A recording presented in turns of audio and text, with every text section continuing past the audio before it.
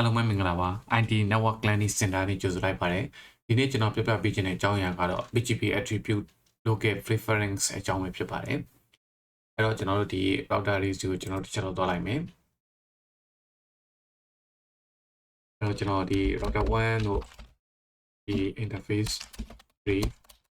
router 1မှာကျွန်တော် IP address ပေးထားတယ်ဒုဘက်လည်း configure လုပ်ထားတယ်ဒီလိုရှိရင် show run session router BGPအဲ့လိုပဲကျွန်တော်ဒီ nearby တွေကို configure လုပ်ထားတယ်ပြီးလို့ရှိရင် network တွေကို advertise လုပ်ထားတယ်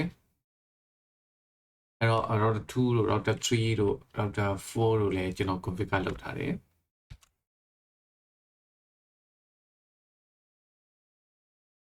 router 2 network advertise လုပ်တယ် nearby configure လုပ်ထားတယ် to run 5 session router BGP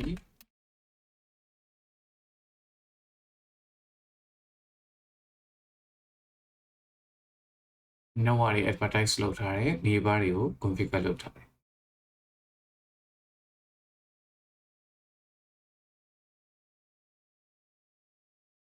router 4မှာလည်း network တွေကို advertise လုပ်ထားတယ် nearby တွေကို configure လုပ်ထားတယ်အဲ့တော့ကျွန်တော်တို့ဒီR1 နဲ့ router 2 3 4နဲ့EPG PG ချိန်ထားပြီးတော့ R2 တို့ R3 တို့ R4 တို့ကတော့ IBGP အနေနဲ့ AS65002 အနေနဲ့ configure လုပ်ထားတယ်အဲ့တော့ဒီမှာတတိထားမိရမလားR1 နဲ့ဒီ R2 နဲ့ R4 ကို R2 နဲ့ R2 ကိုကျွန်တော်တစ်ချက်ကြည့်လိုက်မယ် show RT BGP အဲ့တော့ router 1.1.1 ကို LAN လုပ်တယ်12.1 next of သူ့ရဲ့ next of 12.1 အဲ့လိုပဲ router 4မှာဆိုရင် IP 1ကို LAN လုပ်တယ် 40.2 next of က 40.2 အဲ့တော့မှန်တယ်သူ့ရဲ့ next of ကမှန်တယ်ဒါပေမဲ့ router 3မှာကျွန်တော်တို့ဆိုရင် show IP BGP 1.1 ကို LAN လုပ်တယ်ဒါပေမဲ့သူ့ရဲ့ next of တွေက default အတိုင်း advertise လုပ်ထားတယ်ဒီ default အတိုင်း LAN လုပ်တဲ့ကောင်တွေဖြစ်နေတယ်အဲ့တော့ကျတော့ကျွန်တော်တို့ဒီ next soft တွေကိုပြောင်းပေးရမယ်ဘယ်လိုပြောင်းမလဲဆိုတော့ကျွန်တော်တို့ router 2ကိုသွားလိုက်မယ် router BGP 6502 neighbor 10.10.23. သူရဲ့ neighbor ကဘာလဲဆိုရင် 23.1 ဆိုပြီးပြောရမယ်ပြီးလို့ရှိရင် link hot sub ဆိုပြီးပြောမယ်အဲ့လိုပဲ router 4ကိုသွားမယ်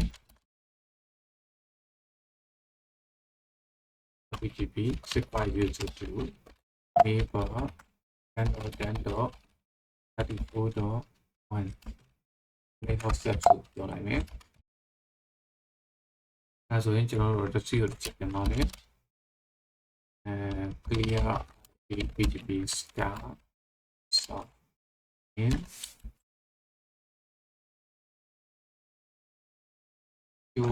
BGP နဲ့ကြည့်မယ်ဆိုရင်ကျွန်တော်တို့ဒီသူ့ရဲ့ next of MN ကိုကျွန်တော်တို့မြင်ရတယ်1.1.1ကို LAN လုပ်မယ်ဆိုရင်ဒီကနေသွားမယ် 34.2 တော့ 23.2 အဲ့တော့ကျွန်တော်တို့ဒီ local preference ဆိုတာကသူ့ရဲ့ default က 100သူ့ရဲ့ value တန်ဖိုးကမြင့်လေလေသူက routing table တွေကို best route အနေနဲ့ရှိလေလေပဲအဲကြောင့်လို့အခုကျွန်တော်တို့ဒီမှာဆိုရင် 1.1.1 LAN လုပ်တယ်ဆိုရင် 34.2 ရယ် 23.2 အဲ့တော့ 23.2 ဘက်ကိုဒီကောင်က best route အနေ routing table တွေကိုထည့်ထားအဲ့တော့ကျွန်တော်တို့ဒီကောင် 23.2 ကိုကျွန်တော်တို့ local preference က default တရားအဲ့ကောင်ကျွန်တော်တို့ကdefault တရားကိုမသုံးမနဲ့80လို့ပြောင်းလိုက်ပြောင်းမယ်ဆိုတော့ကျွန်တော် R2 ကိုသွားမယ် R2 ကိုသွားပြီးတော့ router BGP တွေကိုဝင်နိုင်မယ်အခုဆိုရင် router BGP တွေကိုရောက်ပြီအဲ့ဒါဆိုရင်ကျွန်တော်တို့ကသူ့ကိုဘယ်လိုပေးမလဲဆိုတော့ BGP default local preference အမှသူ့ရဲ့ value ကိုပေးမယ် လုပ်ပြပြီးသွားရင်ဆိုရင်ကျွန်တော်တို့ဒီ router 3မှာတစ်ချက်ပြန်ကြည့်မယ် open support to IP PGP အဲဆိုရင်ကျွန်တော်တို့ဒီ 10.23.2 က 80 ဖြစ်သွားတယ်အဲ့တော့ local preference 100 ဖြစ်တဲ့ကောင်ကဒီကိုပါလောက်သွားတယ် best route ကို routing table ကိုထည့်အဲ့တော့အဲ့လိုပဲကျွန်တော်တို့ကဒီ local preference ကို direct value ချင်းပြီးတော့မတုံးမနဲ့ကျွန်တော်တို့ route map အနေနဲ့လည်းကျွန်တော်တို့တုံးလို့ရတယ်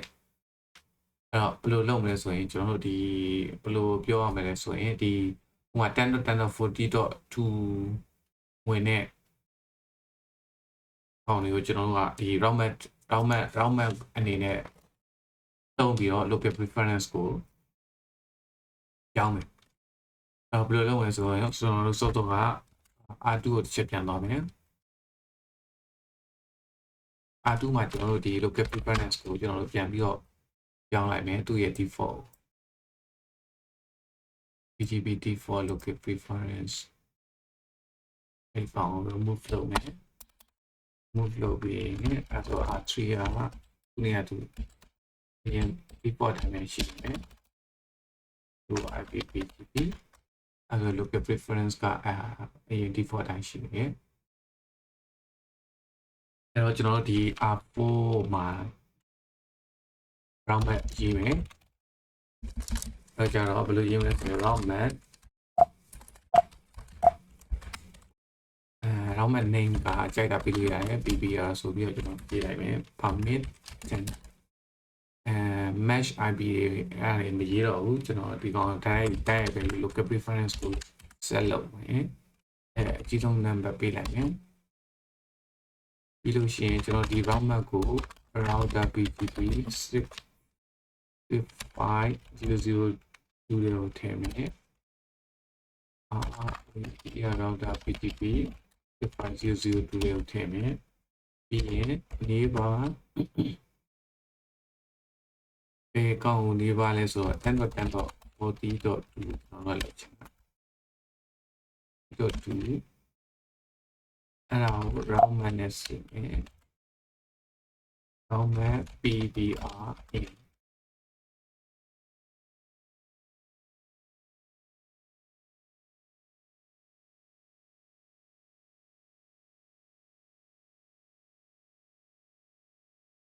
ဒီ route map အဲ့ဆိုရင် route map ရေးပြီးသွားပြီပြီးလို့ရှိရင်ကျွန်တော်တို့ကIP PGP နဲ့ကြည့်မယ်ဆိုရင်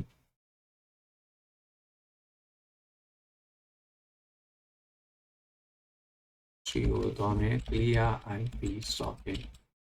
တော့မှာဆိုရင်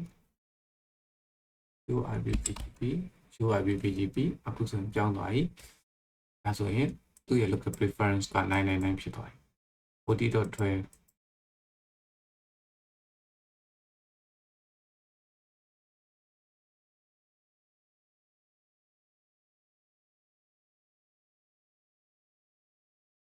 အဲ့တော့ကျွန်တော် R3 မှာကြည့်မယ်ဆိုရင်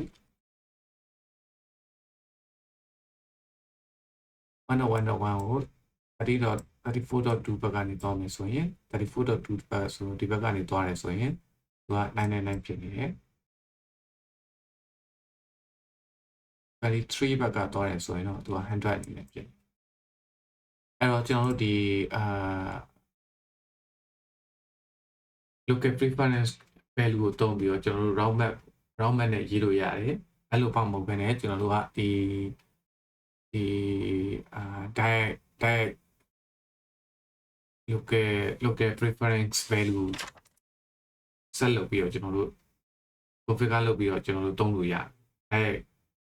ဒီ PGP အောက်မှာ direct ကျွန်တော်တို့ local preference value ကိုပြောင်းပြီးတော့ကျွန်တော်တို့ကစားလို့ရတယ်အဲ့တော့ local preference ဆိုတာဒီ well known attribute ဖြစ်တယ်ကျွန်တော်တို့ဒီနောက်ပြီးတော့သူ့ရဲ့default ကကြတော့100ဖြစ်တယ်သူ့ရဲ့ value က100ဖြစ်တယ်သူကကနန်းတန်ဖိုးမြင့်လေးတွေသူက best route ဖြစ်ပြီးတော့ best path ဖြစ်ပြီးတော့ routing table တွေကိုထည့်တယ်အဲ့တော့